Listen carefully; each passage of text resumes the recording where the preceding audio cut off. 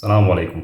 आज का जो हमारा टॉपिक है वो है हज़रत मसीह अलैहिस्सलाम की आमद सानी के मुताल्लिक़ हज़रत मौलाना उबैदुल्लाह सिंधी रहमतुल्लाह अलैह का मौक़िफ़। तो असल में ये जो बहस है इस पर पहले से ही बहुत सारी बहसें होती चली आई हैं। लोगों ने लिखा है, वीडियोस बनाए गए हैं, आपने सुना होगा, पढ़ा होगा। तो इसमें असल में दो तरह की कैटेगरी पाई जाती है मुसलमानों के अंदर। एक वो जो इसको मानते हैं कि हाँ हज़रत ईसा आएंगे क़यामत से पहले, उनकी अभी तक वफ़ात नहीं हुई है। दूसरे वो हैं जो ये कहते हैं कि नहीं, वो नहीं आएंगे क्योंकि उनकी वफ़ात कुरान से साबित है और कुरान ने कोई इशारा नहीं दिया कि वो दोबारा आएंगे। अच्छा, फिर जो लोग इनकार करते हैं उसमें भी दो किस्म के लोग हैं। एक किस्म उन लोगों की है जो अहदीस का इनकार कर देते हैं, सिरे से हदीस को लेते ही नहीं कि नहीं, जब कुरान से बात साबित हो रही है तो बात ख़त्म, हदीस लेने की ज़रूरत नहीं है। जो दूसरे लोग हैं वो अहदीस को लेते हैं लेकिन वो ये कहते हैं कि ये अहदीस सही नहीं है, या फिर जो माना हदीस से निकल रहा है वो सही नहीं लिया गया, यानी गलत मफहूम हदीस का लेकर और ये मान लिया गया कि वो आएंगे। ये मामला है। तो अब क्योंकि पहले से बहुत सी बहस है, लोग इस पर बातें करते हैं, किताबें लिखी गई हैं, तो हम इसमें अपनी तरफ से कोई चीज़ ऐड नहीं करेंगे। हम सिर्फ आपके सामने ये पेश करेंगे कि एक मशहूर मारूफ आलिम दीन मौलाना उबैदुल्लाह सिंधी साहब का इस पर क्या मौक़िफ़ है। तो पहले मुख्तसरन उनका तारुफ़ एक पेश कर देते हैं मौलाना सिंधी का। वो असल में 1872 ईस्वी में पैदा हुए थे, सियालकोट जो अभी पाकिस्तान में है, और 1944 में उनकी वफ़ात हो गई। तकरीबन उनको वफ़ात पाए हुए भी 78 ईयर्स हो चुके हैं। और वो एक नॉन मुस्लिम फैमिली में पैदा हुए थे। उनका नाम बूटा सिंह था। फिर 15-16 साल की उम्र में तकरीबन वो कन्वर्ट हुए, इस्लाम में आए, और माशाल्लाह उसके बाद फिर वो एक जलील क़द्र आलिम बनकर उभरे। उनका बहुत काम है, बहुत लिटरेचर है, बहुत से ख़िदमात हैं।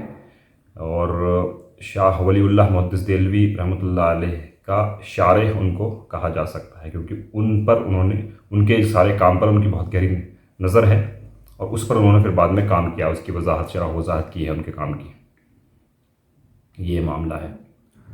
अच्छा, तो अब ये जो अब हम आपके सामने जो चीज़ पेश करेंगे वो एक किताब है मौलाना उबैदुल्लाह सिंधी की, अक़ीदा इंतज़ार मसीह। ये किताब असल में उन्होंने इमला कराई थी, यानी ख़ुद नहीं लिखी, इमला कराई थी। लेकिन इससे पहले यही चीज़ वो अपनी तफ़सीर इल्हामुर रहमान में लिख चुके हैं इस मौजू पर, लेकिन वहाँ मुख्तसर लिखा था, इस किताब में थोड़ा तफसील के साथ लिख दिया है। तो हम सिर्फ उनका नज़रिया आपके सामने पेश करेंगे ताकि ये मालूमात हो जाए कि कुछ और लोग भी हैं। यानी अक्सर लोग ये समझते हैं कि शायद गामदी साहब जो हैं वो पहली बार ऐसा कुछ बहस लेकर आए। नहीं, ऐसी बहसें पहले भी होती रही हैं और लोगों ने अपने अपने दलाइल पेश किए हैं। तो कोशिश हमारी ये होगी कि मुख्तसर उनकी किताब से जो पॉइंट्स हैं, मेन पॉइंट्स वो बयान किए जाएँ, क्योंकि वर्ड बाय वर्ड पूरी किताब नकल करना तो मुश्किल है, और आसान अल्फाज में बयान किया जाए उसको। ठीक है।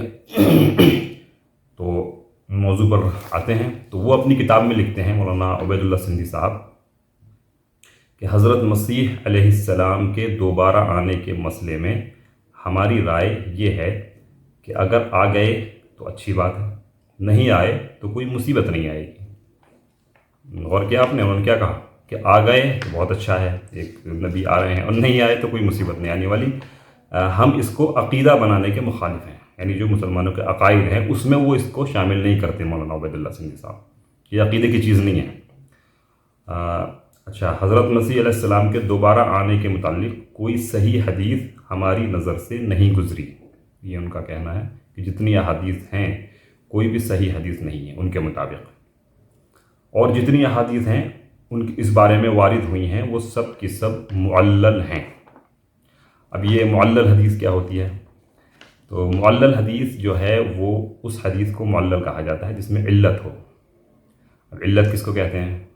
तो इल्लत वैसे तो एक बहुत ही वसीउल माना लफ्ज़ है, यानी बहुत सारे मीनिंग जब आप डिक्शनरी में तलाश करेंगे तो इसके मिल जाएंगे आपको इल्लत के।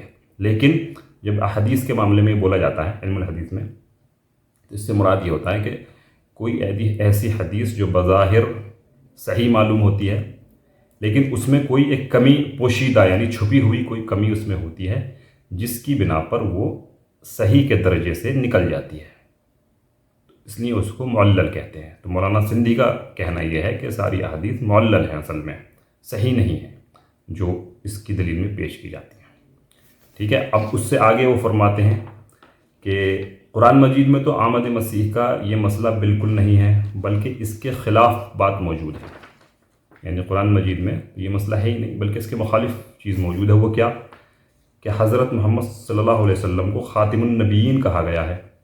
اب جو بات بھی اس کے خلاف آئے گی وہ رد کرنے کے قابل ہے۔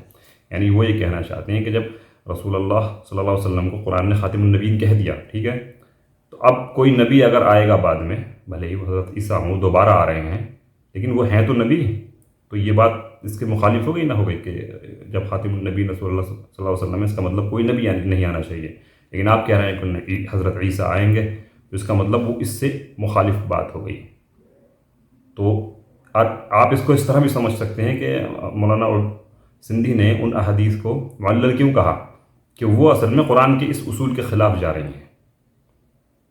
تو اس طرح سے بھی بات کو سمجھا جا سکتا ہے۔ بہرحال انہوں نے یہ بات لکھی ہے رد کرنے کے قابل۔ قرآن مجید میں ایسا کوئی موقع نہیں ملتا جہاں کسی نبی یا مہدی کا انتظار ہو۔ وہ صاف کہتے ہیں قرآن مجید میں کوئی ایسا اشارہ نہیں ہے۔ تو اب ان کی بات کا خلاصہ کیا ہوا کہ قرآن مجید میں ایسا کوئی مسئلہ نہیں ہے، کوئی اشارہ نہیں ہے کہ حضرت عیسیٰ آئیں گے یا مہدی آئیں گے، بلکہ اس کے مخالف ایک بات موجود ہے خاتم النبیین والی۔ اچھا، جو احادیث جتنی بھی ہیں وہ کہتے ہیں کہ وہ معلل ہیں، ساری کی ساری صحیح نہیں ہیں یہ۔ تو میں سمجھتا ہوں آج جو ہے، آج کی ویڈیو میں چونکہ آج ہم نے کچھ تمہیدی گفتگو بھی کی ہے، اس وجہ سے ویڈیو تھوڑا طویل ہو گیا۔ تو اب اگلے ویڈیو میں انشاءاللہ آگے بات کریں گے، وہ بات بھی دلچسپ ہوگی کہ اب مولانا سندھی جو ہیں احادیث کی طرف آئیں گے۔ موطا امام مالک میں کچھ ایک حدیث آئی ہے، اس کی وہ وضاحت کریں گے، اس کے کیا معنی ہے، پھر بخاری کی طرف جائیں گے۔ اس طرح سے تو بہت دلچسپ گفتگو انشاءاللہ ہوگی۔ تو آج کے لیے اتنا ہی کافی ہے۔ تو آپ کو یہ ٹاپک کیسا لگا؟ اور ہماری یہ کوشش ہے کہ ہم اس پر ایک سیریز بنائیں، مطلب کیونکہ کتاب ویسے تو یہ زیادہ طویل کتاب نہیں ہے، مختصر کتاب ہے، تو پھر بھی کافی ویڈیوز پر بن جائیں گے۔ کچھ پوائنٹس ہم یہاں سے لیں گے تاکہ آپ کو یہ معلومات ہو جائے کہ پہلے علماء بھی اس پر گفتگو اور بحث کرتے رہے اور ان کے دلائل کیا تھے۔